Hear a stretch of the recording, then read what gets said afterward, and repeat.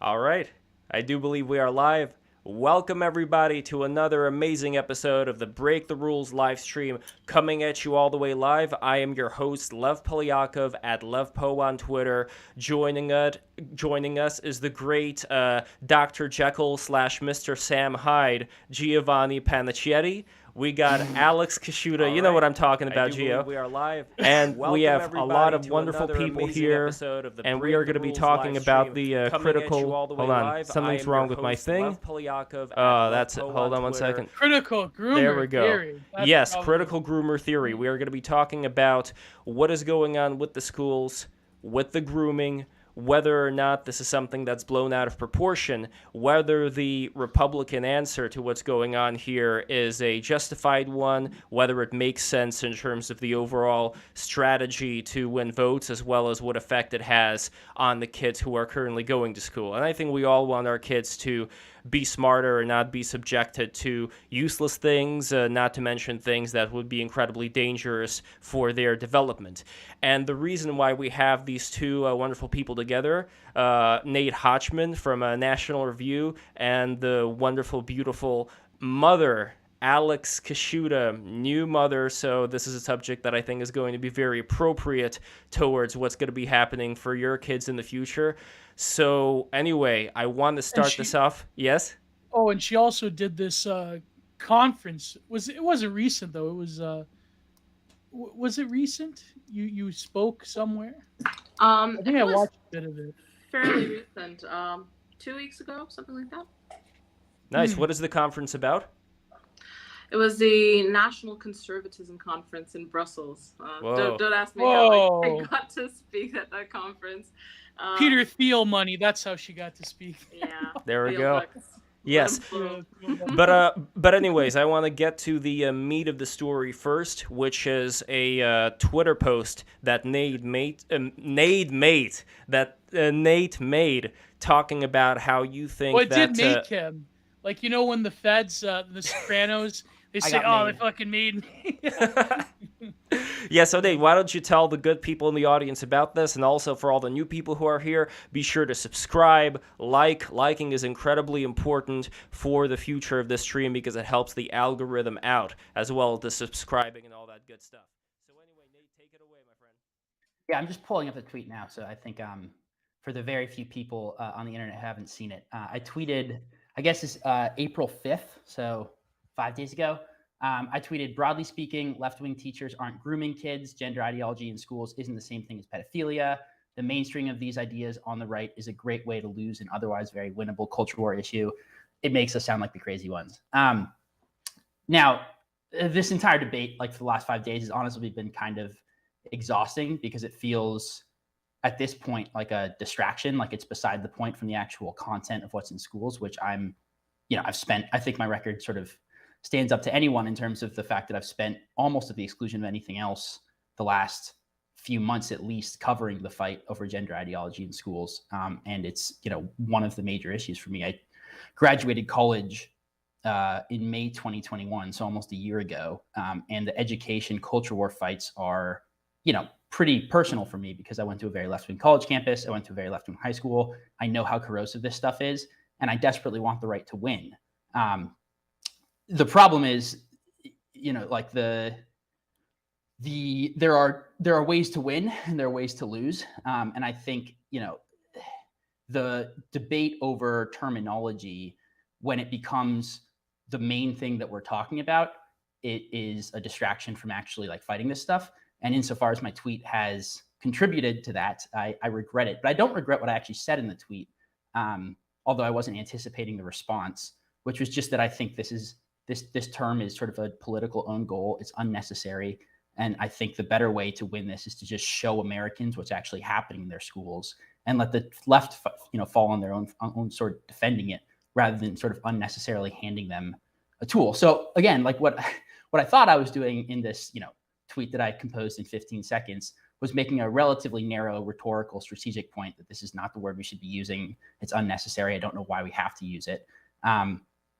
But the response obviously became this like 48-hour Twitter debate where it became a referendum, not just on the use of the word, but on like how to sort of conduct strategy in the culture war in general.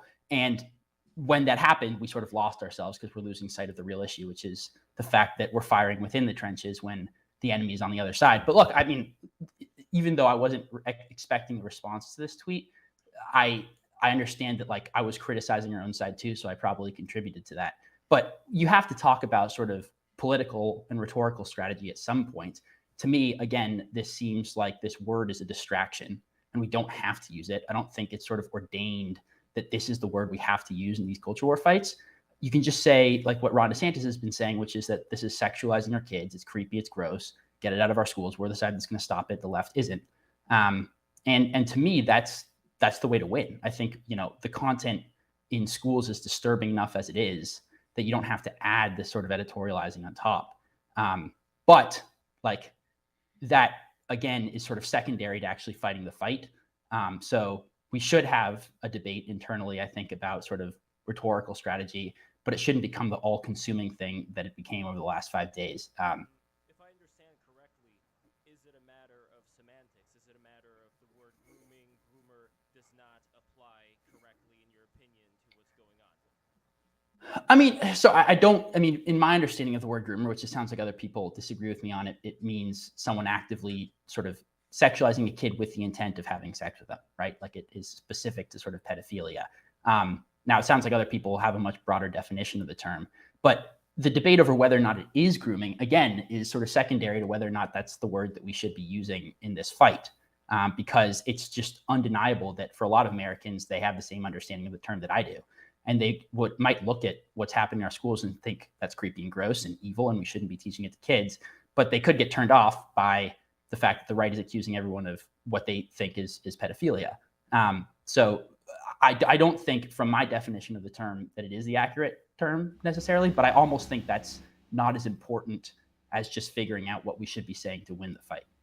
Interesting. And also, I was told that my mic is very low. Thank you very much for pointing that out. It is back. I don't know what is going on today with Restream and this. Anyway, I want to get to Alex Kaschuta now. Alex, do you agree with Nate on this term being misapplied and not really resulting? Well, we'll get to the strategy point later on, but first, would you agree that the term is misapplied or not? In my view, I think the term is a good fit in the sense of, grooming in the sense of kind of a preparation for, sexual encounters that are not necessarily organic. That would probably apply to culture in general, to social media, there's, the undercurrent that actually fuels this is very broad. The problem in schools is that this is kind of the institutional layer that props up everything else, and also that has the power to detach the child from the parents, sometimes even without their accord, without even letting them know what's actually going on. And in many ways, it's actually worse than sexual grooming, where it's like, okay, yeah, the end result is potentially rape. In this case, it's mutilation. It's permanent mutilation. It's genitalia being removed. It's mastectomies. It's the fact that we're quarreling over peanuts again on the right, and not attacking this at the root, at like at an ontological level, that this is absolutely these are categories that have been smuggled in the last 5 years. This is essentially something that wasn't even on the table until recently, and now we're debating what age people should have mastectomies.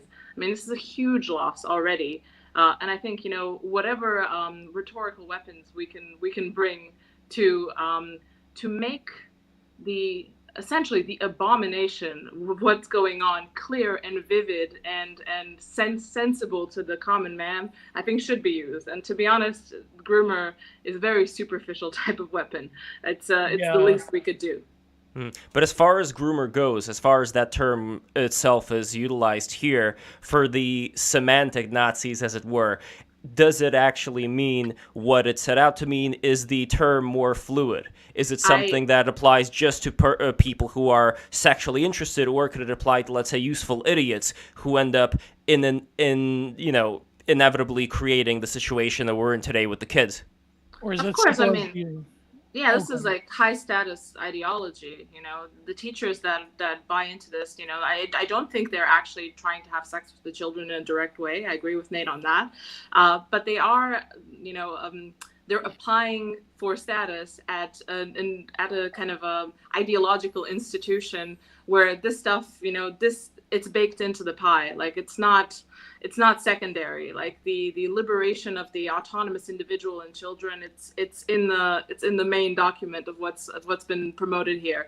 So the fact that they don't directly want to sexually assault children doesn't mean that they're not sensitizing them or opening them up to whatever's coming down the pipe. And it's coming. I mean, like I said, this debate wasn't even imaginable even a few years ago, and now we're having it. And who knows what type of like Moloch tier shit's gonna come down the pipe in 3 years. Well, like they say, Moloch, mo problems. Gio, I know you want to reply there, but I have one last question for Nate here before Nate's reply as well. So, Nate, would you then agree with what Alex is talking about as far as this term being applied towards people who, even though they themselves don't want to initiate anything sexually, they open up the floodgates with the kind of indoctrination, let's say, that the students are encountering, at which point they're inevitably grooming them as a result?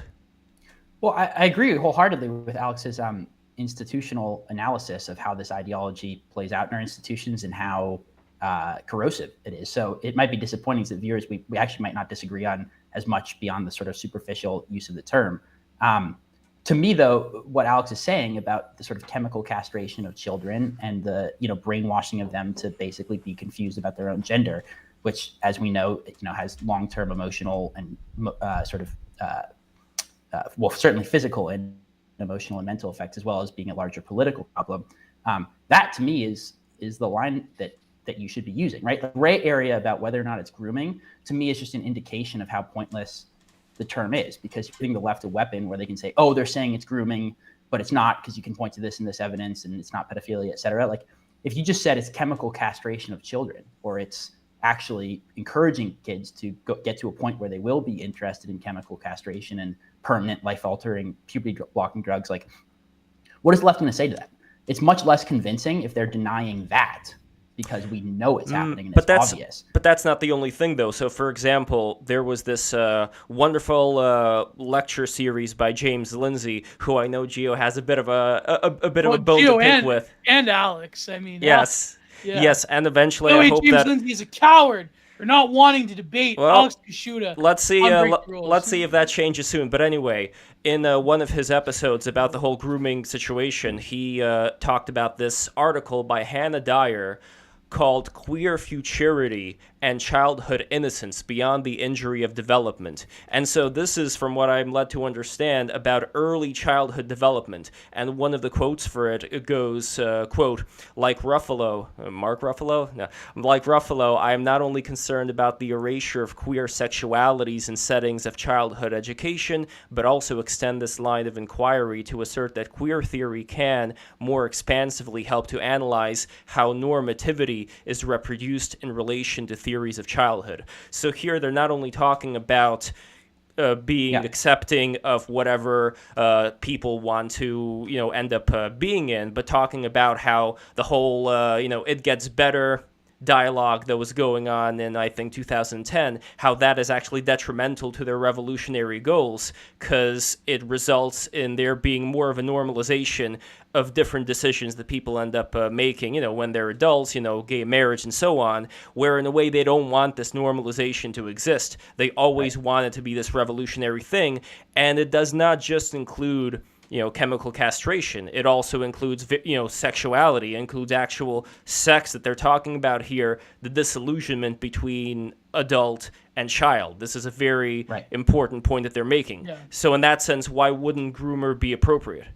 So there's an important point there, Lev, which is that this is perhaps the darkest element of sort of progressive sexual and gender ideology, is if your sole goal is destigmatization of sexual mores and norms, eventually you're going to arrive at the final and most concrete sexual stigma, which is the separation between children and adults, right? So like the slippery slope argument, I think there is something to that. We have seen at the furthest fringes of progressive sexual ideology, and you can see this in some of the sort of roots of gender ideology itself, in an active hostility to the stigma between sort of childhood sexuality and adult sexuality. That's true.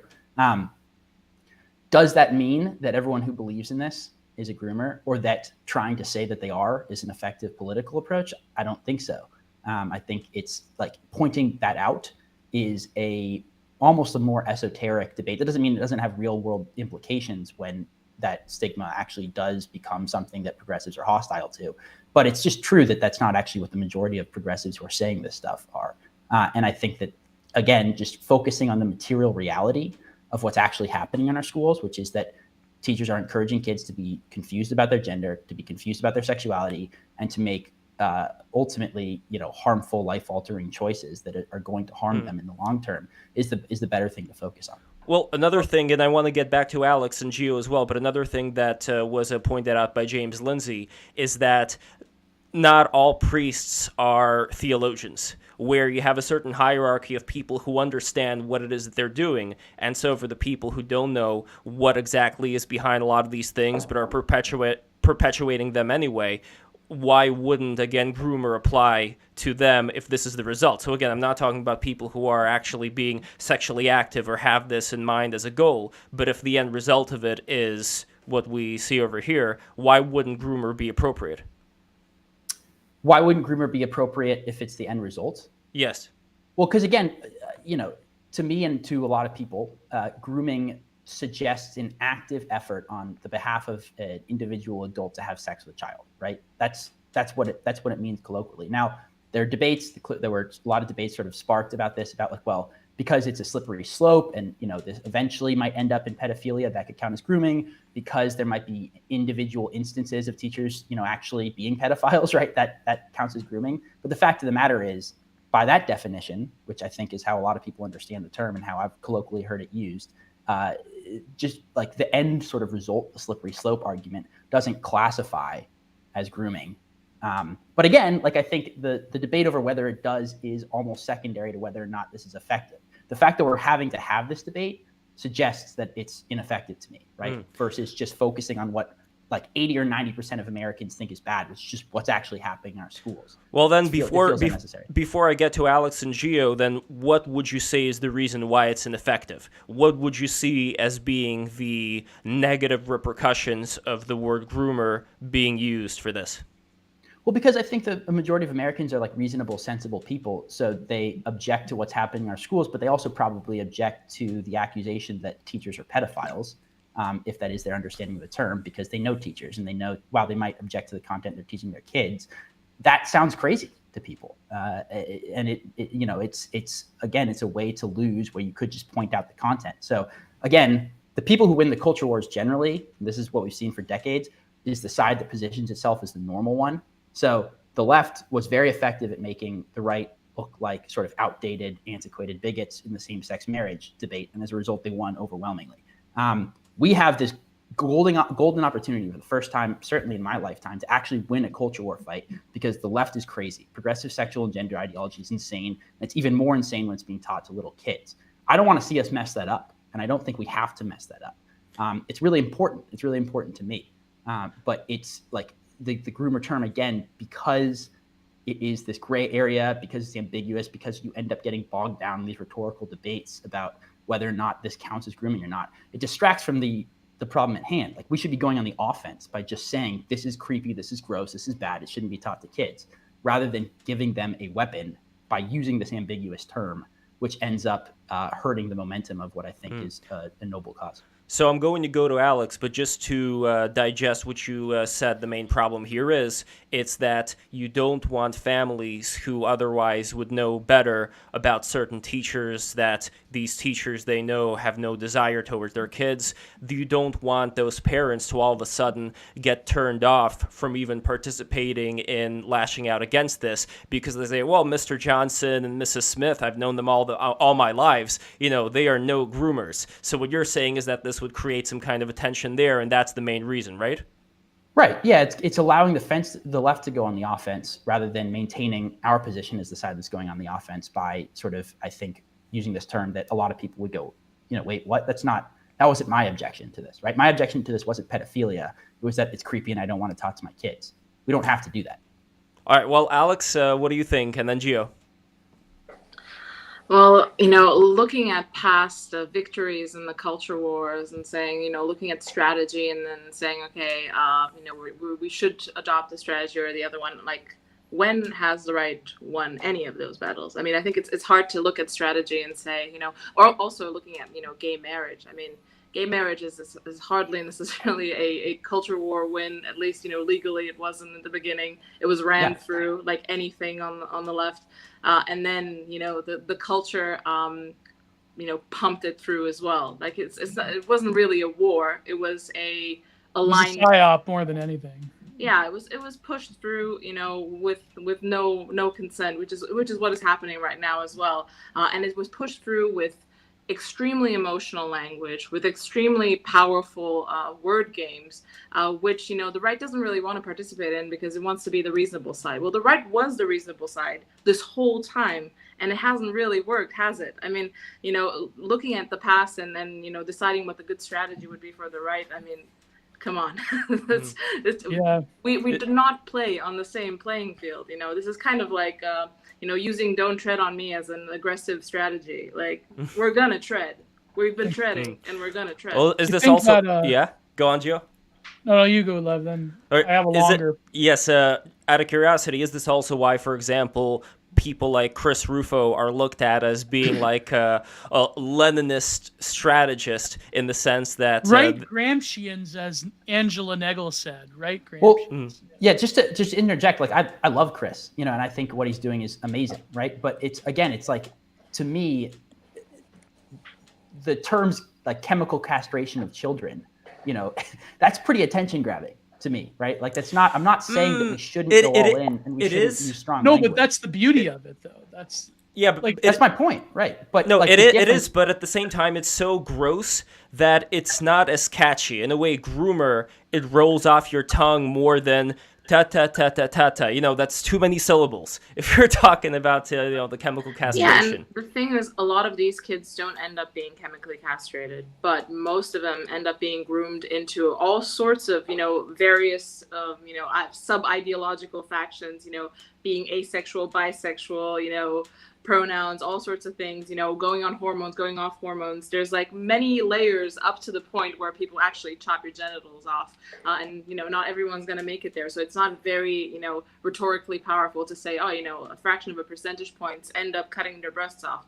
Well, the rest of them aren't, those kids were probably trans and then just waiting in the wings to be set free by the culture. But the fact that, a lot of these children are funneled into all sorts of, Moloch style subgroupings is relevant. And groomer, I have to say, encompasses them all. I think that there's a few points here that I'm mulling over. And one of those moments where you sort of see something that usually is repellent, because how like the YouTube and the Twitter algorithm sort of throws something your way. I was thrown this video about the patriarchal family, blah, blah, blah, by this hideous bread tuber, by the way. And it's all about this sort of, the usual like sociology nonsense. But in it posits the sort of family structure is going to be alternatively worked to encompass more of a bi POC. You get to, and a lot of like within queer theory, there's this big subsection of choosing your own family sort of deal, and that it takes a village, blah blah blah. But that's important for what's happening now. James Lindsay, I watched a bit of the series, and I usually disagree with him. In fact, I disagree with him vehemently that all of this is postmodernism or postmodern Marxism. It definitely does have elements of Marxism. But when it comes to postmodernism, I think that a lot of the interpreters of thinkers like Michel Foucault and Lyotard, and even the sort of the wave in the 80s of queer theory, like Pat Califia. Yeah. Foucault certainly took advantage of it, though, as far as his own proclivities. Foucault,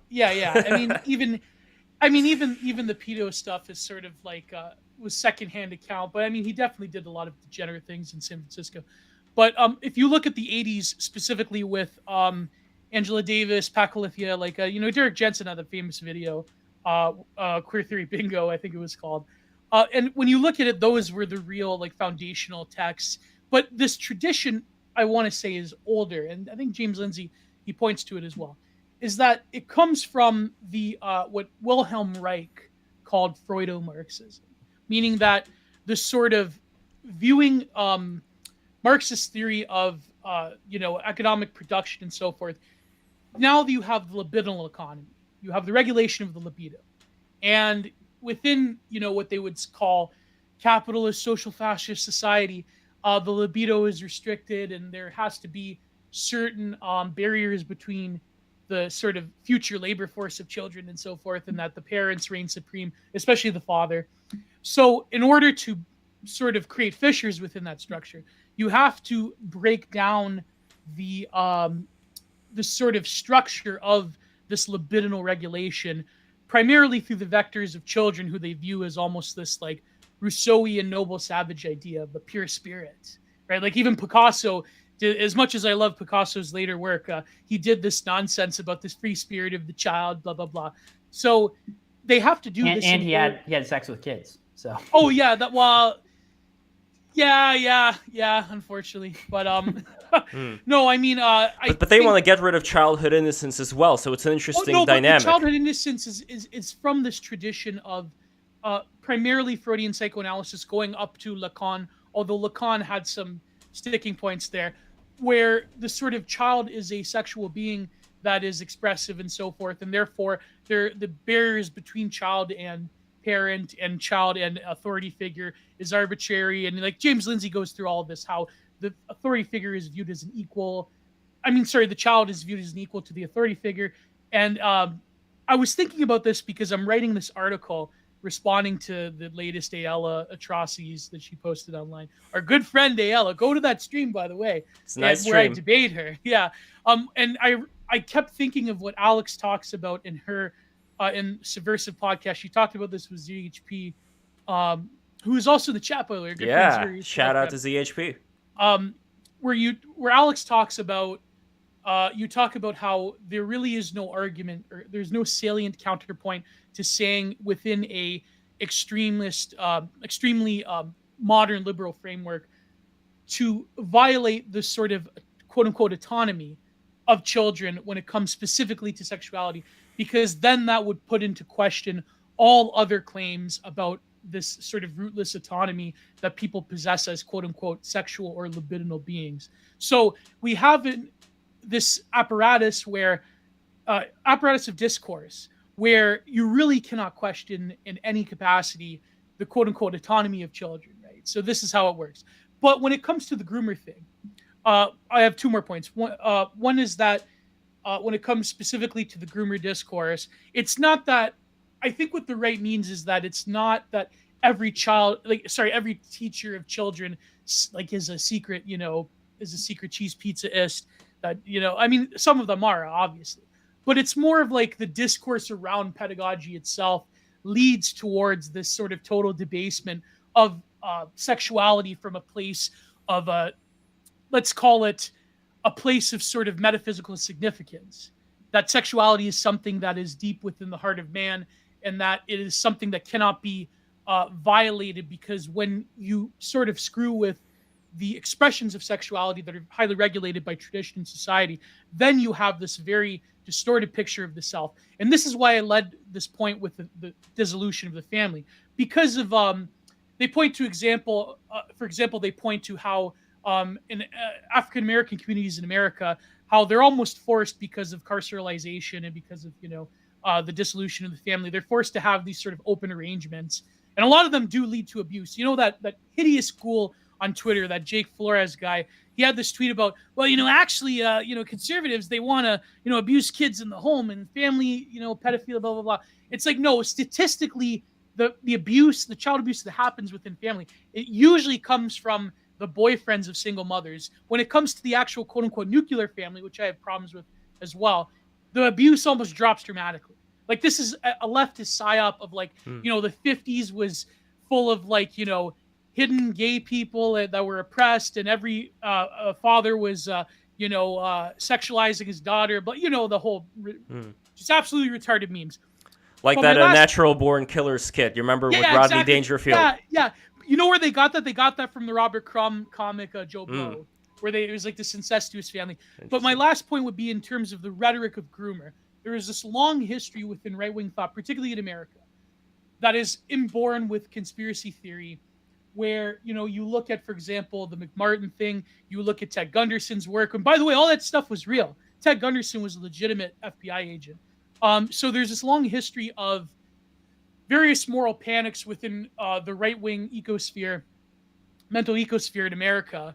But I think that nowadays, a lot of leftists are very concerned with the fact that the rhetoric is almost working when it comes to abortion, when it comes to quote-unquote rights for trans people. There's this tweet that blew up by this terrible metal journalist. By the way, all metal journalists are crap. Metal has been subverted by the Redditors. But I think his name, he comes from Metal Injection. He had that tweet that blew up 100,000 likes about, you know, the screen cap where in Texas they're getting rid of abortion. They're getting rid of trans rights in Florida.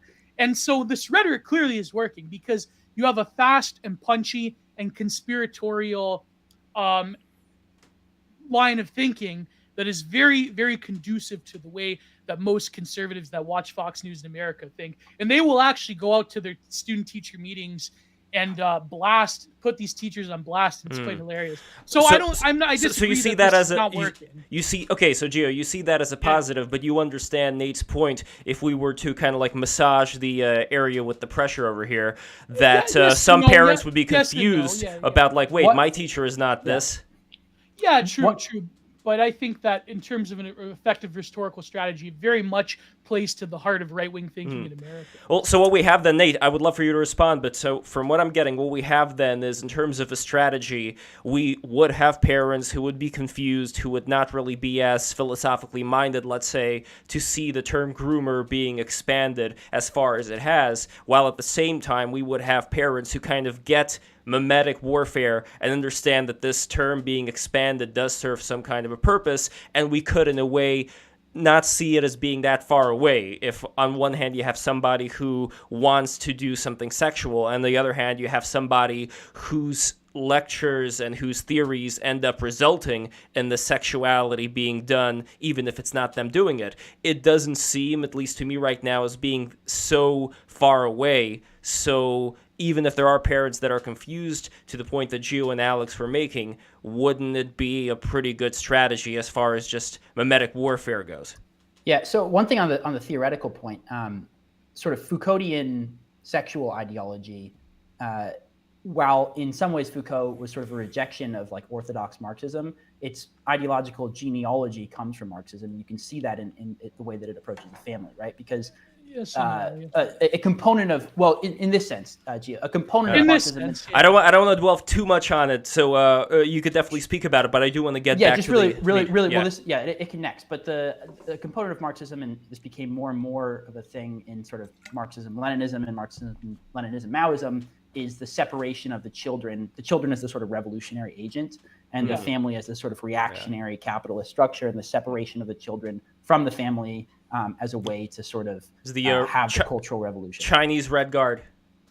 Exactly. China's like the most in America, it mostly came from Trotskyism as well. That migrated to North America. And you could say that's a kind of grooming as well. Like people are groomed Stalin got rid of him. Oh Lord, yeah. People are groomed to become kings. People are groomed to become princes. Right. So in that sense, there's it fits in. But anyway, hey, go. In other words, the power structure is arbitrary to them. It's not something inborn within nature or biology. It's something that is right. But the point is, like, you can't expect the average middle American to sort of respond to like a sort of college level dissertation on postmodern philosophy, right? So the point again that I think is useful for this conversation is just that like the average American thinks it's really sort of disturbing that you have a progressive movement now that wants to separate kids from their parents and wants to teach kids things against the will of their parents, right? So again, like parental rights, allowing parents to sort of be the preeminent agents in defining their kids' Who's futures. the recent Supreme Court? What's her name?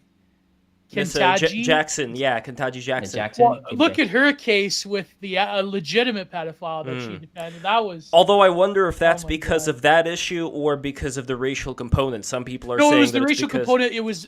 It's become verboten to question her, and they view Republicans in Congress. Is it Congress that vets her, the Senate? I'm Canadian. I don't want to stray too far. I want to get back to. They view it as an aberration to even question. Yes. This of course. But I want to get back to Alex here. So, Alex, did Nate finish your point? Nate. So you were talking about this not being accessible to these parents who are not as studied. Right. It's obscure and esoteric. So you again, in the abstract, and this is sort of the argument that people got into on Twitter. You can have the argument about the genuinely sort of pedophilic elements of the roots of gender ideology. You can talk about how inevitably the push to destigmatize sexual mores leads to a place where actually this is a real problem. But that is much more abstract than I think what sort of, basic politics requires, which is a relatively simple, digestible, and understandable political message. You mean in terms of policy issues, like how it translates into school policy across? No, I'm talking. Sure, but I think what I'm mainly talking about is crafting a winning political message, right? Which is that the actual you have to have a sort of materially understandable and easy sort of political message. But wouldn't that mean that the word groomer would kind of shine in that circumstance in comparison to something with a lot more syllables in it, just because, again, groomer can be expanded like we talked about before, grooming a prince to become a king, grooming a new red guard. It does not But that's necessarily... not really the way that it's being used. They're not using it in terms of grooming a prince to become a king. You are using it but at specific sexual... No, that's absolutely true. But at the same time, you also have groomer as in a catch-all term to denote a certain amount of shame, where somebody, and I think a lot of people were making this point in general on Twitter and the chat, that the word groomer has become the right's word racist, where the left was constantly using the term racist to, besmirch anybody. And then they're responding in kind with the right or the real groomers because they want the family to groom children. So, no, but I agree with Nate in the sense that you have to think of these things structurally. I know my good friend Joel Davis talks about this, against sort of the reactive, reactionary in the pure sense of the sort of clear them out, just get rid of them, let's lamppost them. It's more of you have to think of things in how to achieve objective goals that requires a lot of strategic thinking and a lot of power within the institutions. Because the fact is, when it comes to education particularly, the right is non-existent almost when it comes to various education institutions in North America and to an extent in Europe. I mean, there's Republican lawmakers can only do so much unless you have people that are willing to not just infiltrate but restructure the education system in America. Yep. And then I want to get to Alex. Alex, do you think that the word groomer would be akin to using the word racist, where it would have these kind of fallbacks? From people who are light switch thinking. Yeah, who don't want to be perceived as thus.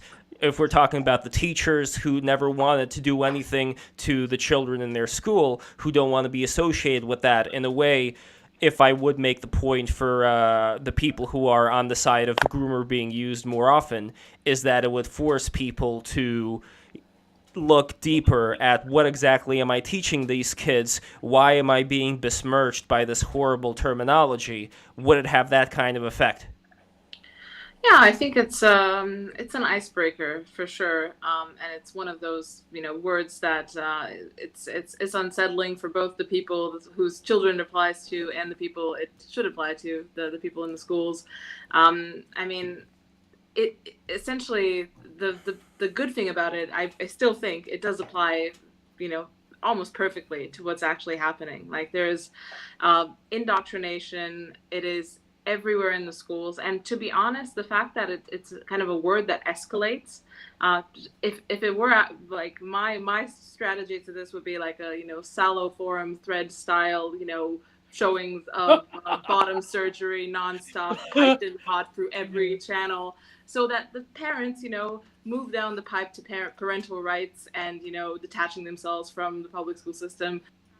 than ever, because this stuff is like I said, it's an abomination. A lot of people, believe it superficially. I think the teachers should know exactly what they're promoting, and I think everyone should be much more informed about the second order effects of this, high status ideology that they're all carrying around. So, I mean, like I said, I mean, in the end, this is a question about, strategy.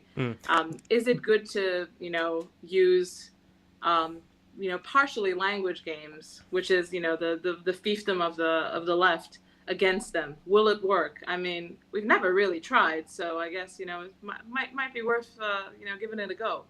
Nate, do you agree with Alex that maybe these kind of things, because they haven't been tried, are worth at least giving the old college try for the right if they want to make any drastic changes in this environment that's usually been the occupation of the left?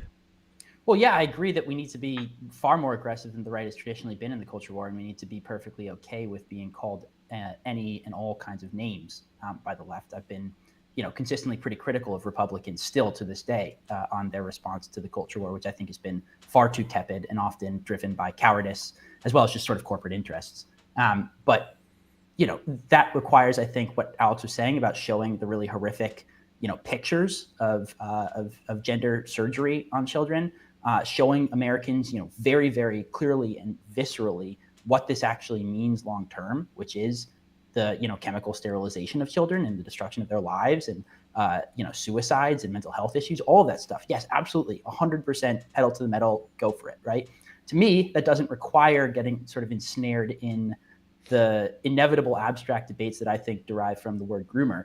I would much rather just force the left to defend, the picture of the 12-year-old who has been chemically castrated, right? Because they can't argue with that. I mean, they can try, but it falls flat on their face, right? They can say, well, the accusations of grooming are inaccurate, and then we get into this long debate, and we've already lost. I don't know if they will, though. If we look at the order of operations, we have images, videos, and text. Text is something that's much more widespread if we're talking about Twitter, if we're talking about articles, and people can definitely... the forums thread. People can definitely respond exactly how you're talking about, Nate. But I guess the bigger question is, who is this being done for? If somebody makes a nonsensical response about how much they love Russia, for example, on Twitter, there is no need for me to dirty myself in responding to complete idiocy. So I think the same thing could happen here. People can make certain the ruble rebounded recently, Lev. Give it time, Gio. These things don't happen once China's aiding. But anyway, the point is that I think Lev, that people I thought you'd be happy that there's less Nazis in the world. Apparently, they're surrounded in the steel plant. Azov, they're surrounded by the Chechens. Gio, for listen, shame. Islamo-Duganism is the way of the future, Lev. Islamo-Duganism. Gio, I don't even think you like the Russians that much because Are you kidding? You know why? You know why? Because they're weak. That's why you don't like, because they're not effective. If they were effective, if they were able to... They're pretty damn effective, actually. I don't know, Lev. So anyway, let's get back to the conversation. Again, shameful. Let's get back to the... Slava Ukraina. So my shirt, Slava Ukraina. Pudler. History is not going to be kind to you, Gio. Anyway, no. Nate, getting back to the subject at hand. And we're going to get a little bit into this as well, maybe. But anyway, getting back to the subject at hand here, do you agree that... the mimeticness. Hold on. After I ask, serious point away. When it comes to this mimeticness, when it comes to typing, using words, and ignoring any of the, well, that is not what it technically means. What I've noticed recently not recently, but in general on the internet, is sometimes something like posting one's physique, sometimes just putting a stupid meme, pee-pee poo-poo, whatever, as a response to something that is, nonsensical. To keep the normies away, Lev. Yes. No, but my point is that is something that actually works well, in my opinion, to whenever people try to become too serious and try to say, well, this is technically not what it means. So in a way, I think that people have become very mimetically oriented today, very visually oriented, where I think that mimetically it may actually work in one's favor to create some kind of a term, kind of like the left uses racist, and just not respond to any of the, well, that's the, doesn't mean yada, yada, yada. I don't know. I'm just thinking out loud here that maybe there is something here that may have been missed, but I don't know, Nate. Yeah. Yeah. So I think, in all these debates, and I sort of implicate myself in this, the sort of right-wing commentary at, internet space, like we need to be careful not to overemphasize or conflate, what happens on Twitter or on sort of Reddit with what actually happens in material politics, right? Like the average voter is not sort of, they don't really know who Pepe is, right? They don't sort of, they don't know what based and red pill means, right? Like they might have some instincts and some impulses that cross over with like the right wing internet user type, but it doesn't. I think there is a danger on the new right, whatever you want to call it, that our entire sort of political worldview is dictated to us by a relatively insular space on Twitter that's actually pretty out of touch with what Americans think. Now, with that being said, I do think we should be mocking the left. And, basically, I think that's a way to sort of expose the emperor as having no clothes. I think one of the best things about Trump actually was the fact that he didn't pretend, for example, when the media asked him absurd questions, he wouldn't pretend, that it was actually legitimate. He wouldn't take them seriously. He'd just make fun of them, right? I think that's good. I think that legitimizing these people is bad because they don't deserve legitimacy. And you should be, trying to sort of undermine their legitimacy by mocking them. Before Gio, I know that Gio wants to say, but I want to respond to that real quickly, Nate, and say that in my own opinion, there is a mimetic hierarchy. There are certain memes like Pepe the Frog, which could get picked up by certain boomers, but then there are other ones. For example, the widespread memes of that lady pointing at the cat and the cat is eating its dinner, looking at it. Like there are certain memes that are incredibly normie friendly that are taking in, and if we're talking about like Trump supporters or various other people on the right, Justin Trudeau is Castro's son. That's there we go. Yeah, like but again, they're not going to go for that. They would go for Groomer. I think they'd go for Groomer. Yeah, it's tough to know. It's a counterfactual, right? Because I don't think this is like really entered like the sort of mainstream middle American discourse yet.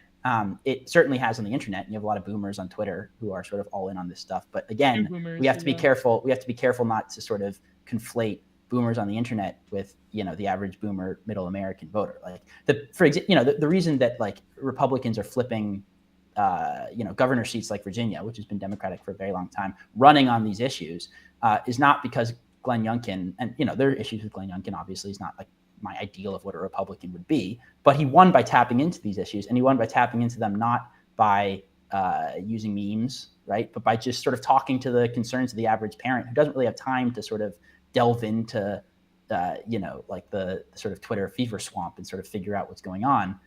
They just don't like that the shit is in their schools, and they want someone who's going to stand up and get it out. And that's what Youngkin said. And that's, I think, all it really requires. But I think that we have examples, though. We do have examples. And I want to get Alex on this because Alex both being part of the Twitterati, which I don't view as a movement so much as I view as an avant-garde, which my recent article series is about. It's a movement. Remember that? Oh yeah, that was 2016 4chan. Yeah. Oh yeah, that's right. Yeah, with the wolf girl. Well, even on 4chan, I mean, for example, you have the God Emperor memes. That was one was one was like totally ridiculous post where it's like they erect a gallows and the SS come back to life, zombies, and God Emperor Trump has his Warhammer 40K thing. And again, these are not the memes. These are not the memes we were talking about. No. Those. Well, Trumpism is sort of a more recent example, but I would say that an example that we have specifically directly to this issue would be the pro-life movement. Because for a while in the 1990s, you had the discourse around, just my chair here. You have the discourse around like showing very graphic images of abortions, specifically late-term abortions. And that dictated a lot of the discourse around it. But then you had like a certain set of people I would consider subverters that turned the pro-life movement into sort of like some kind of, I don't know, funding movement that had a bunch of liberal assumptions about things. But nowadays we're having a sort of return, and the left, they've, for their credit, some of them have the bread tubers, they've noticed this, is that you have a return to that old style of shock rhetoric that was very much in tune with the newly crafted, media-driven, like, postmodern trash TV of the 90s, where you have shocking displays that almost come off as like, I would even say it's a form of a performance art. It's a form of like the Viennese actionists. It was only till recently, because to their credit, because they took the funding structure, they took the organization of the pro-life movement. It was only till recently, till like younger millennials and Zoomers who are on the political right started memeing it and started returning to the very, hyper ultra-violent rhetoric of the older pro-life movement, that we start to see a shift within legislative. But sorry to interrupt. I don't think pro-lifers are winning because of Zoomers on the internet. No. They're going back to a more honest and bold. But they is not like right-wing Zoomer Twitter users, right? Like they but like the activists who have been on the ground for decades, organizing, holding meetings at local town halls, et cetera, right? Right, It's but the energy, the energy and the radicalization comes from. But that's not driven by Zoomer Twitter users. Like it's just not. Like again, like this is like maybe not in total, but I mean like sort of an honesty and sort of an irreverence for the norms of I understand that. I'm just saying that's not, but that's coming from like serious activists on the ground who are doing organizing and messaging and but I'm just saying, what accounts for this recent wave? I mean, there's other factors as well. The fact that the Biden administration is universally disliked, but what accounts for the more recent waves of pro-life victories within America? I don't think it's because of the slow and steady civil discourse that the pro-life movement has been using for the last 30 years. Well, part of it has to do with the conservative Supreme Court. Part of it has to do with, being emboldened by a conservative Supreme Court, which was enabled by decades of, institutional coalition building by the Federalist Society. Part of it has to do with like the genuine decades of work that pro-lifers have been doing on the ground, actually convincing people, going door to door, making sure that Republicans don't cuck out on this and that there will be real consequences for them if they do. Like all that stuff, it's not as sexy as memes on Twitter, but it's actually like the stuff that wins. It's not like. We all spend too much time on Twitter, so we are convinced that like this is where political decisions get made, and sometimes it is. But I'm saying that very easy to overrate how much. You need it. Like this is how the left wins, by the way. You need a very active and extremist vanguard on the front, giving energy, making memes, crafting. I'm all for. Well, I don't know, but I don't know that they have to make memes. I'm all for like an active and aggressive vanguard. I mean, that's where I consider myself. But that's what I mean when it comes to the pro-life movement. They're very like through the Obama years. They were almost, they had given up for many years. But I still don't know, just to Nate's point here, and I want to get Alex in this on as well. I don't know how much a lot of this energy on the internet is chiefly responsible as opposed to a lot of other things. You could say, for example, that Trump may have been responsible for a certain... No, exactly. No, it's not just the memes. It's about the willingness to admit what the reality is. This is infanticide. This is killing children. Yeah. For the longest time, that's true. The difference is that's true. Right? It's obviously true. Like you show someone a picture of a late-term aborted baby, like you can't argue with that. It's just true that baby was killed. But where do internet communities fit into all this? Was sort of but where do internet communities come into all this? This actually I want to bring back to the grooming question, because if we're talking about all of these internet posts, all the shit posting, that may, let's say theoretically, start to drip into the real world, where in community meetings, some people may start using the term groomer or whatever. So on one hand, you could say that, hey, this is going to infuse more of this spicier energy into the town hall meetings. On the other hand, to Nate's point, it may alienate people who don't really understand why this particular term is being used. So what I'm really trying to figure out here with this conversation is which one is more likely, because if the point of the right is to do less, to do as little harm as possible for their own point, then I think Nate's point has to be considered as much as possible here. Like trying to steel man, like, Alex, can you steel man Alex's point here of the possible troubles that are going to occur if, let's say, this specific usage of groomer is not just limited to the internet space, but is going to go out into the town halls and to wherever the parents are going to be? I think groomer in general is a very lightweight term. I don't really see the negatives being that strong. I mean, to be honest, I think that we're kind of talking past a core thing that I think a lot of people, especially on the dissident right, believe. It's essentially elite theory, like the idea that what one person in Middle America believes and is not going to steer. I mean, is groomer an important concept for the people who are the tastemakers for X? Does it have cachet in the right areas. Is that, the dissident right Twitter? Might not be, but does it have the potential to trickle into, to make people curious in the sense that, they might look into what, queer theory stands for. They might look up a picture of Jessica Yaniv. They might look at, what euphemism bottom surgery is for, like things like that, Dilated, trans politics is high status. Can we nudge through meme magic and naughty words like groomer? Could we nudge it into being low status in the places that matter? So, I mean, from my perspective, I think that's the steel man for the meme magic argument. Meme magic has worked a few times. I mean, in the last but can you steel man Nate? Wait 1 second, Gio. Can you steel man Nate as much as you can as far as where this could possibly go wrong? That's where I'm trying to get at here. So yeah, Nate's argument. Yeah, I mean, I can see Nate's argument. I mean, his argument is essentially about tactics. He's been, on the ground. He's been in these institutions. He's talked to these people. He's seen, he's fought this battle at the places where decisions, maybe, lower scale decisions, not, grand decisions are made, but, institutional decisions are made. And his feeling is that this is, shitty tactics and people wouldn't understand it. I mean, that's obviously, a good, the best deal man there is. I've not been in these institutions. I don't have any contact with these people. I don't know how they speak. I don't know what they think. His feeling for it on the ground, I think, is super important data. I just don't necessarily think that's where the war is won. I think that those are important battles, but the overall, turning of the elites, I think, is more important towards, things that are, essential. And then I think that trickles down through the institutions as well. Because I think we're always on the back foot in the leftist institutions. It's like, who are the real racists? That's the fight we're losing continuously for decades. Like, you can maybe win some battles, but the war is long and heavy and will involve some serious generals. Well, that's just hold.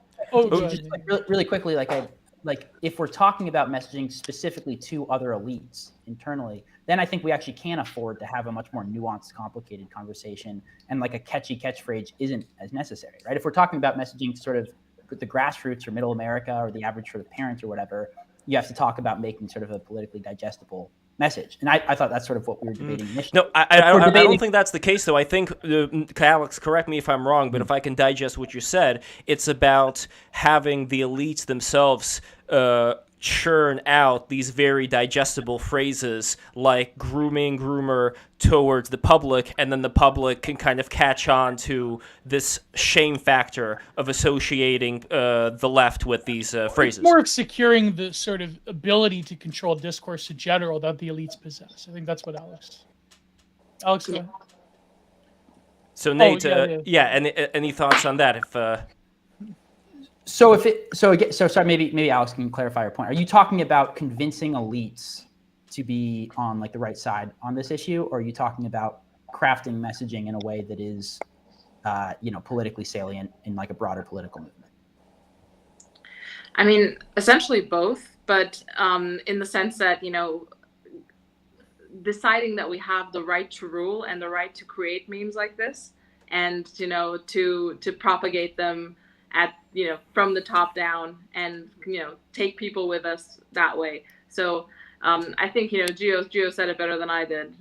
It's essentially by essentially deciding that our meme magic has the right to rule, which the left has had for since almost time immemorial. Okay, so I think we have the right. I think we have the right to. Right, whether or not it's prudent, I think, is the sort of the discussion that I think is the one that I was getting at, right? Which is that I think, like, if you're trying to convince elites to actually get aggressive, like right-wing elites, to get on the right side of this and actually understand this in the sort of systemic institutional terms that I think it requires understanding it as, you can have like a longer conversation about exactly what this means, exactly what the ideological roots of it are, exactly what's required to actually, cleanse American society of it wholesale. Yeah, but essentially what this means is that it needs to be uprooted like at an ontological level. This is we've already given up so much ground, 95% of the way, and now we're haggling again over peanuts.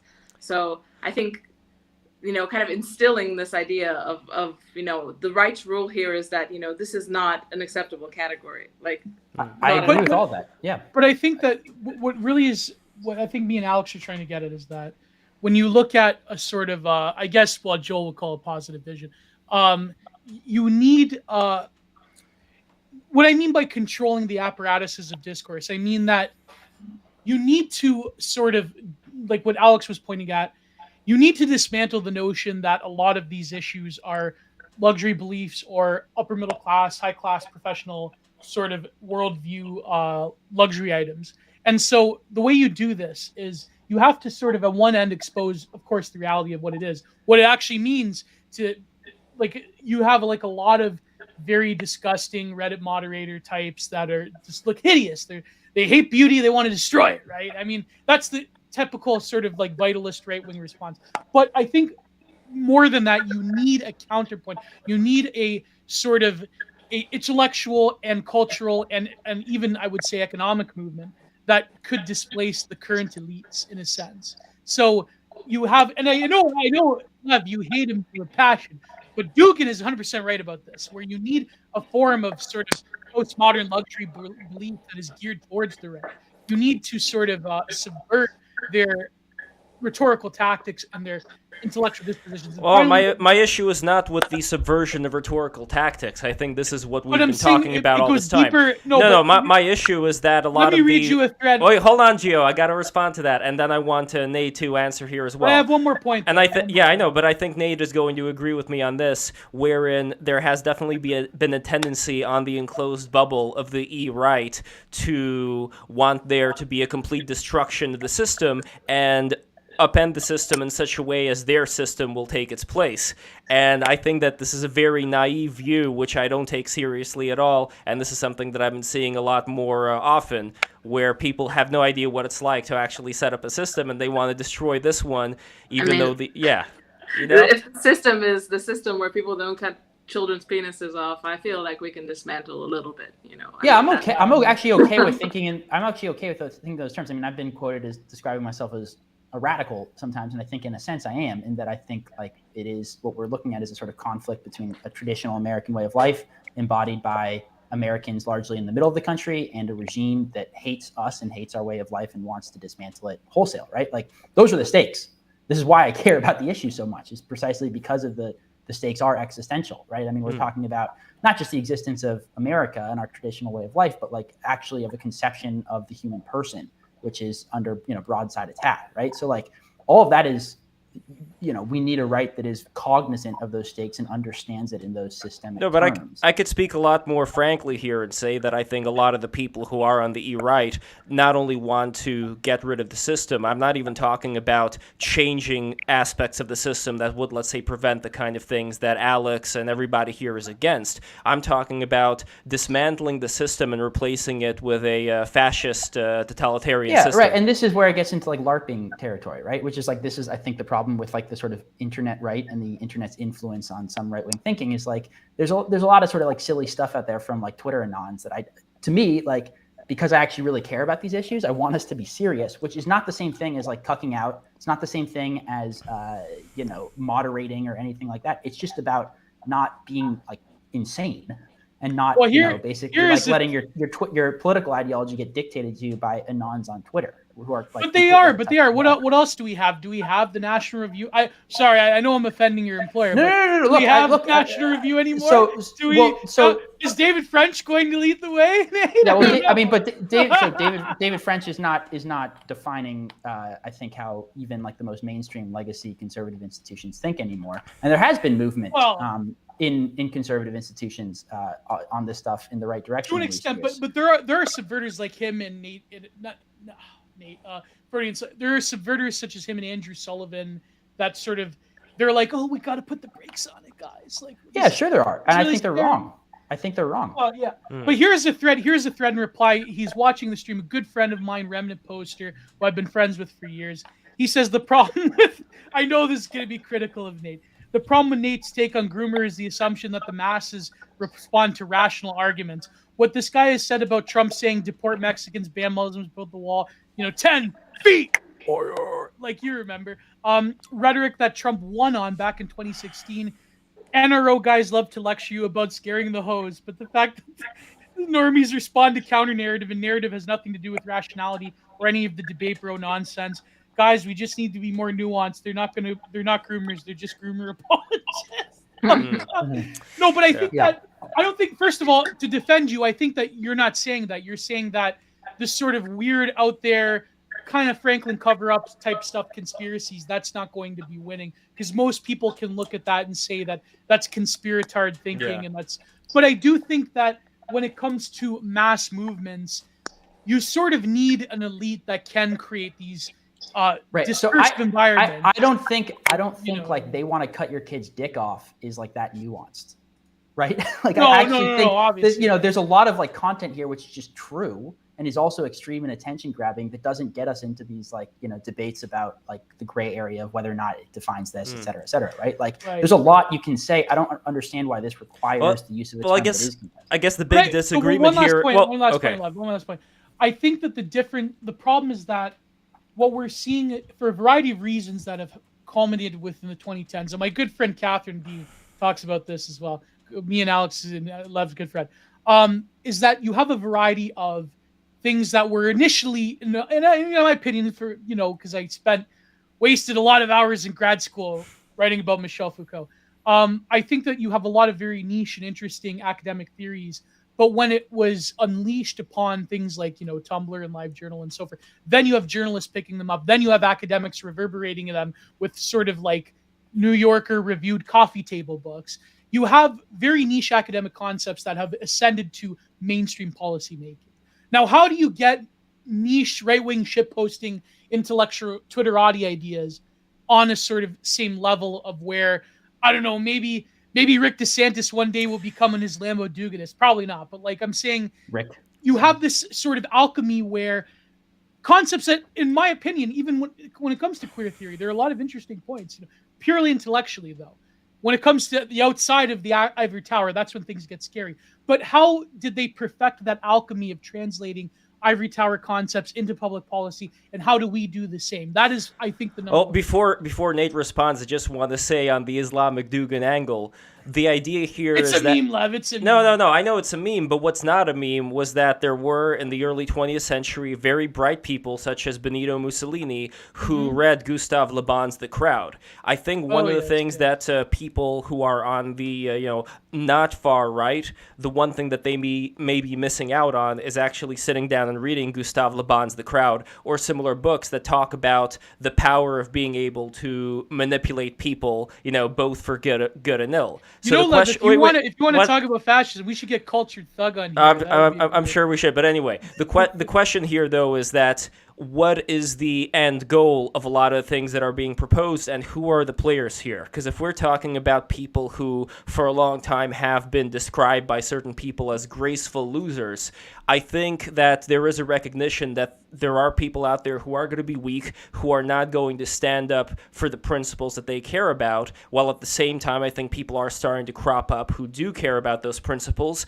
The problem that I have on the right is that the only responses that I so far see, if we don't talk about people who I think are like the Chris Rufos and so on and so forth, the response just seems to be, let's go back to Mussolini, let's go back to Hitler, let's go back to all of these people who created a horrible condition that I think a lot of very contrarian young people who are online on the right are actually unironically big admirers of. And that's why I say that the questions that are posed a lot on Break the Rules are the right questions, but the solutions are shit. These are shitty solutions. These are disgraceful solutions, and these are embarrassing solutions. And these are embarrassing solutions. So that's why I think the questions are great and the solutions are just pieces of shit. But anyway, Nate, your response to either that or what? We got to get Alex on the solutions. Yeah, I want to make sure we don't crowd out Alex. Yes, but I guess, really quickly, I think the way that you do it to answer your question, Gio, is like what someone like Chris Rufo is doing. Right? Like the right does not have the luxury of an entire institutional apparatus like the academy and the legacy media and the culture industry and, one of the two major political parties and big tech companies, et cetera, corporate boardrooms, of basically having this like elite structure to propagate these ideas and sort of inject them into the American conscience.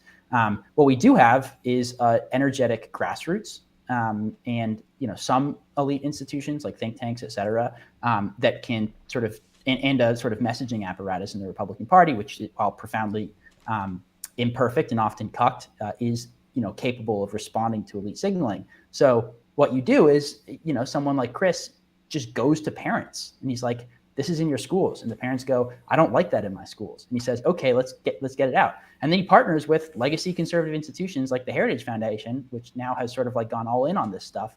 And they write the policy plans and they take it to parents and they build the grassroots movements and they pass the laws and they create this movement, right? Which is now sweeping the country. And then Republican politicians wake up and you have even like mainstream, ostensibly moderate, blue state Republicans like Glenn Youngkin, like running on this stuff relatively aggressively compared to what a blue state Republican would talk like, even 5 years ago. Yeah. That to me seems like a roadmap to success, and it's what we should be following rather than, getting stuck in sort of abstract digital debates on the hellscape that is Twitter. Alex, what's your response to that? Oh, unmute yourself. And everybody subscribe and add a like, because the likes definitely help the algorithm out. 100%. Yeah, I mean, my response to that is that, as much, emotionally powerful, vivid, image-heavy content that we can put out about the reality that, is the vision of the world that we promote and the vision of the world that they promote is a good thing. I mean, Rufo's doing a great job on that. What the strategy is. I mean, I feel, I kind of have to agree with Nate here. We're kind of, we're getting bogged down in questions of on the ground strategy. I personally think that Groomer is a very fitting, very colorful word that encompasses exactly as much as it should. And it's a great gateway to seeing, what exactly is bubbling under the surface. And God, it is a lot. I feel like, it might put some people off, but I also think it's going to make some people curious about why this accusation is levied, because it is a legitimate accusation. So, I think, to be honest, I don't know if there's anything more that I could add to this. So it all comes down to wait, Gio, 1 second. 1 second, Gio, and we'll get to your issue 100%. What I think it comes down to then, the big difference between Nate and Alex right now is whether or not this term groomer is going to inspire this fire in the belly of a lot of parents, just because people think emotionally, they don't think rationally, they think based on sloganeering. So whether or not it's going to have that magical spell type effect, or whether parents are going to be turned off by the association to all these bad things. So that seems to be the big line in the sand. Yeah, and I think Alex and I, as she just said, are aligned that overall, like, this debate is sort of a sideshow distraction from the real issue at hand. I just think that the term itself is a distraction, and it's an unnecessary one. Whereas there are, plenty of other sort of approaches that we can take without getting distracted by a word that I think is imperfect.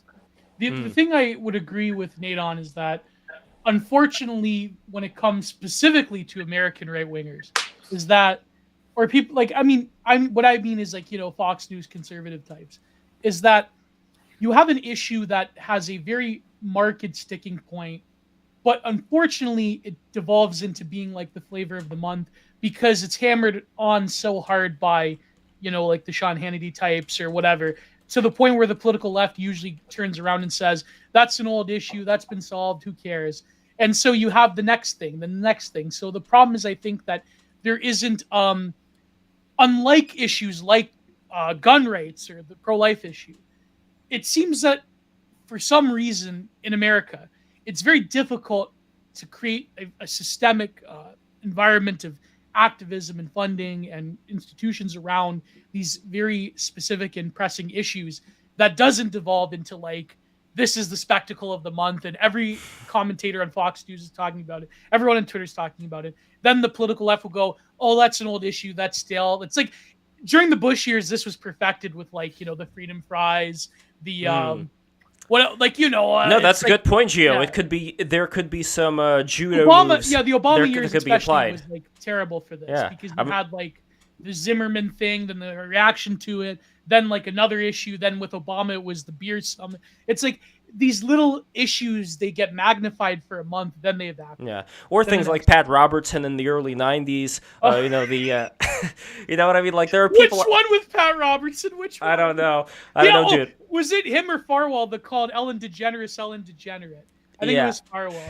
Yeah, but again, like to Nate's credit, I think that these things do have a tendency, like spells could be used, you know, in both directions, where you could have something that people gather around, and all of a sudden, if that thing becomes like the Chimp Pokemon South Park episode, of all of a sudden the parents start playing with the Pokemon and it doesn't get popular anymore. Well, I think there's a similar thing that could happen. Flavors of the month. They do have flavors of the month. They have like the Summer of George, for instance, if you know what I mean. But like, they don't have it to the same degree because they're sort of what they choose to focus on is a multi-pronged attack that comes from various institutionalized activist groups and so forth. They don't have the same like spectacle media-driven thing that conservatives do. And I mean, listen, I don't like him. I think he's a sellout. I called him Gargoylania.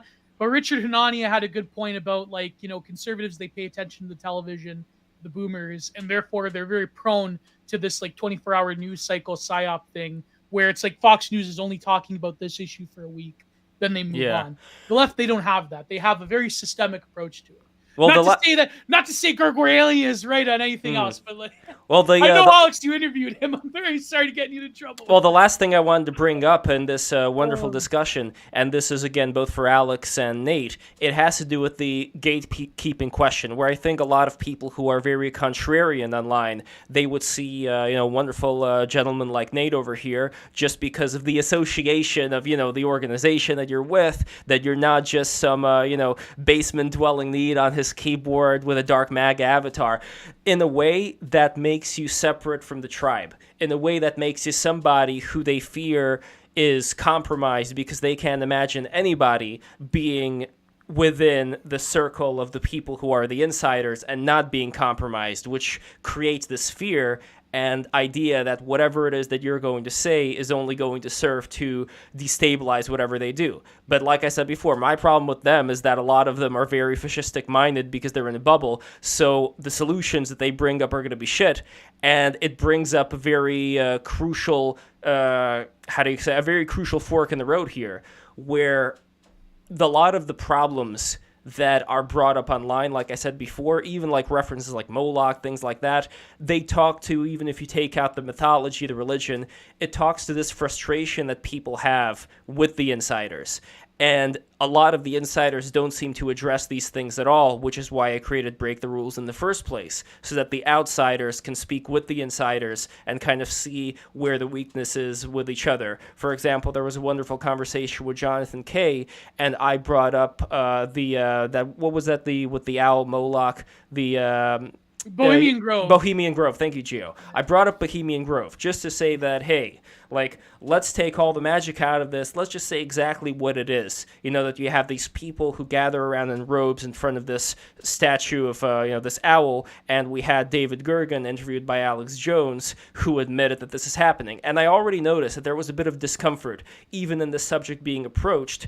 And I think this goes to the very core of the separateness of the insiders and outsiders, where the insiders have a problem even imagining that these kind of things can even be discussed, that there is something about it, something very repulsive, something like we can't even go into the realm of even picturing these high-level politicians wearing robes in front of a fire, because it sounds an awful lot like these tinfoil cranks talking about it, even if it happened. Sounds like what Richard Nixon said about it. Yes, exactly. But then the point here is that I want to try to unite these things, and I guess the question for both Alex and Nate is, Alex, do you agree with how I described this environment being in relation to the insiders and outsiders, and what do you think can be done to bring out the best of the outsiders while leaving a lot of stupidity behind towards the insiders?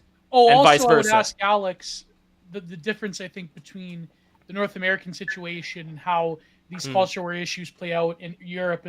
Well, I mean, Romania's not technically Eastern Europe. Although again, Gio, you're stepping on my question. Let's separate it. I want anyway. Alex, go for that, and I would love for Nate's response to that question as well.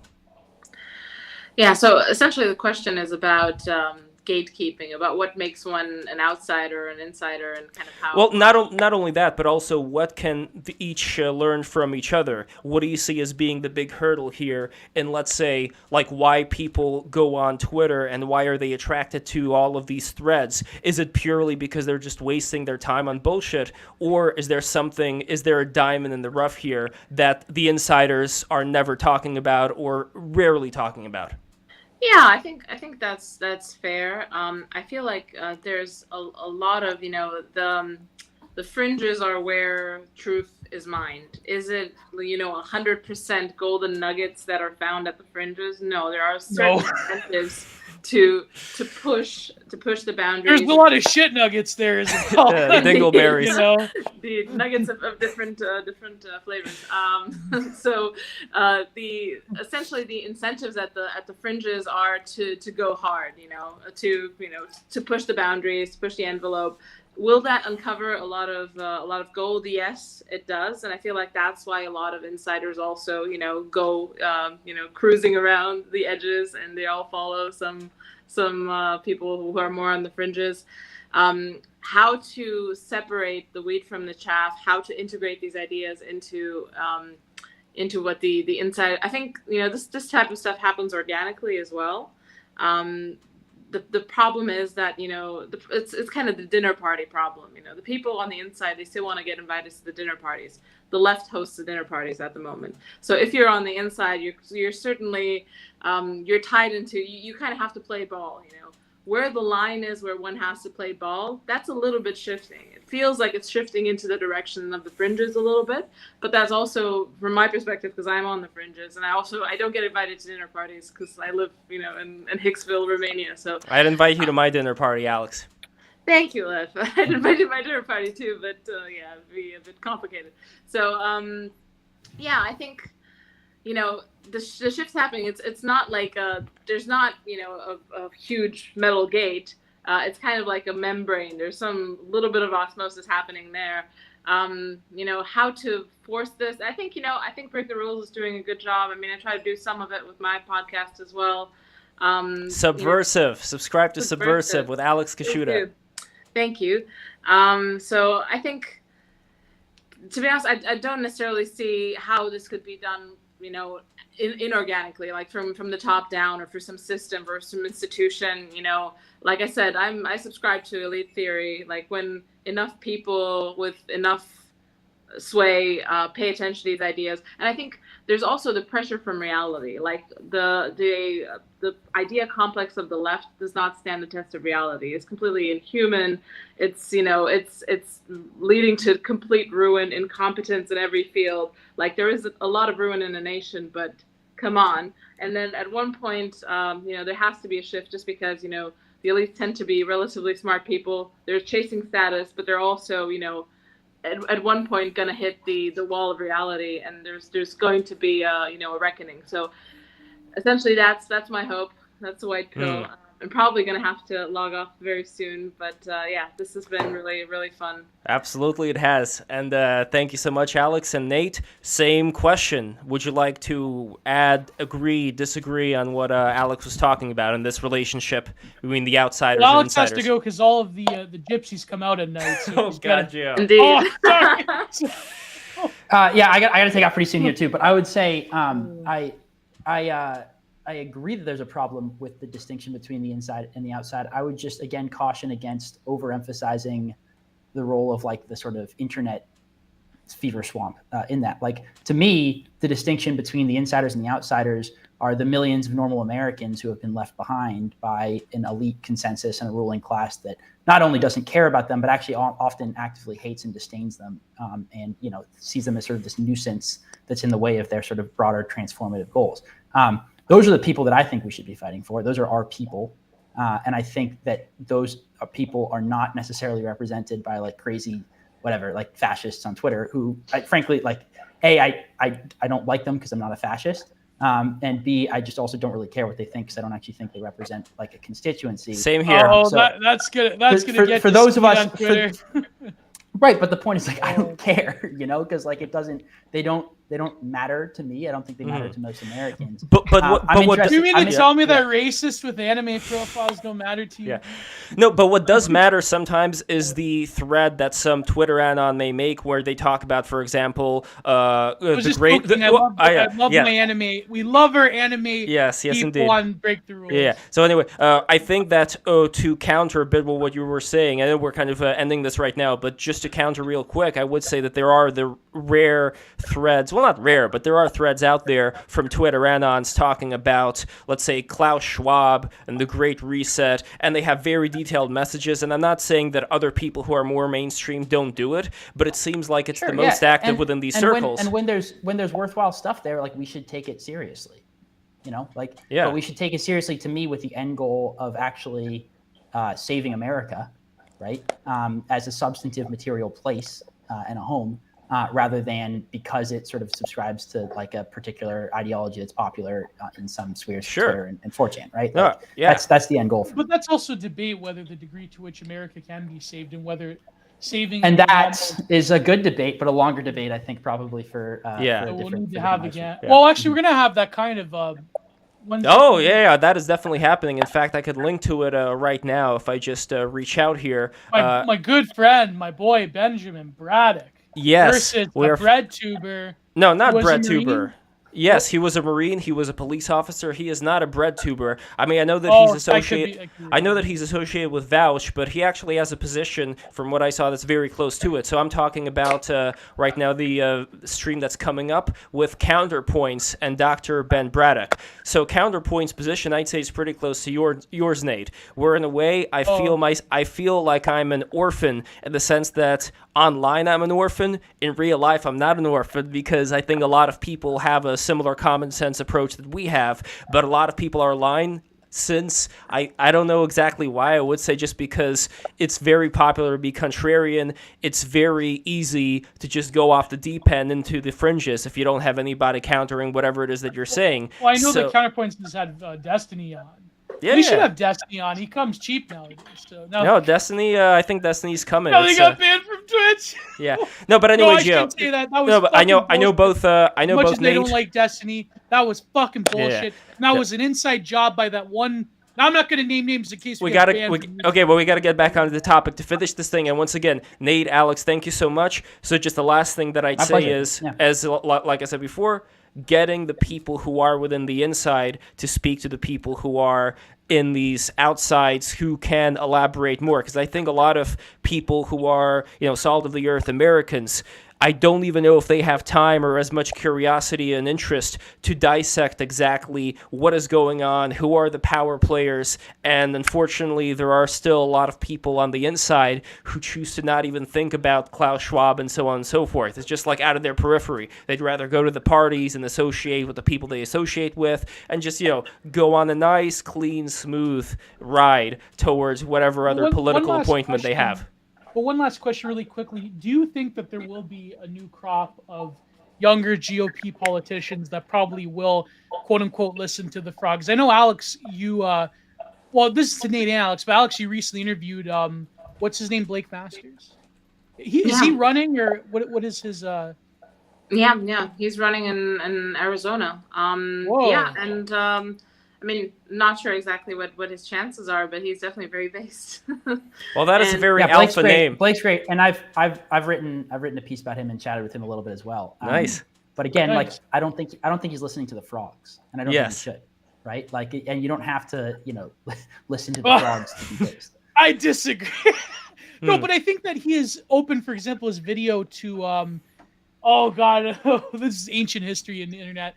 Shuan had, where he is open to countering sort of the usual mainstream, like neocon pro like market fundamentalist ideas. I Yeah, think that's but positive. but you don't you don't have to be like a racist or like a groiper or whatever to be against those things. I can flip this. Harms your chances electorally if you look at the wait, hold on, Nate. I would actually flip what you said around, not to argue against it, but to look at it from a different point of view, where I think a lot of the groipers and the frogs, they may actually get a lot of benefit out of having a similar break the rules type of conversation with people who are like Blake Masters, where a lot of their bullshit can be finally confronted, and at the same time, a lot of the things that they're bringing up, which are relevant to what's going on in society, those are things that would actually, I think, make them not feel so alone, not make them feel like they are in this bubble that, oh, nobody understands us, and, fuck you, Dad, you don't get it. Like, there has to be a breaking up of that bubble, and I think Break the Rules is one of the engines of